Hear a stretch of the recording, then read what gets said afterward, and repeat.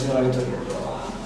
Gracias, Fernando. La victoria es muy trabajada. Yo creo que el campo estaba pesado, estaba irregular y yo creo que a cualquiera de los dos equipos en el momento puntual del partido, la primera parte ha sido disputada y la segunda cualquiera de los dos han podido ganar. No digo, son dos circunstancias extrañas, que los dos han habido momentos en los que son la victoria y al final no la hemos llevado nosotros. Personalmente me sorprende en un partido limpio haber habido prácticamente nada. El número de tarjeta y que se vayan los dos equipos con un hombre menos. Y a mí, yo creo que es un partido noble, limpio, con un terreno de juego que podía haber habido más entradas difíciles, ¿no? Porque tú muchas veces quieres frenar, pero el terreno te lo impide.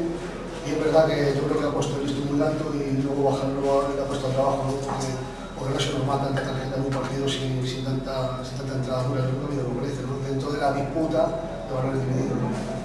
Marca un poquito el primer partido, bueno, pues todo ese del ¿no? Uno se queda con uno menos, después llega los goles, todo ha sido muy seguido también, ¿no?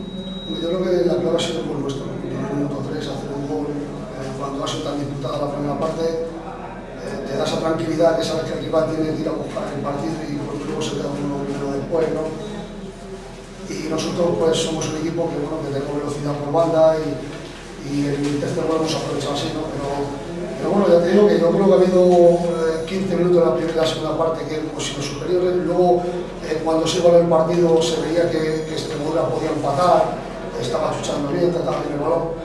Ya tengo dentro de la dificultad entre los juegos, luego al final pues hemos sentenciado el tercero y todo lo que haya quedado todo finiquitado. Son partidos que se dan así, ¿no? Se dan así, pero yo creo que ha habido mucha igualdad dentro de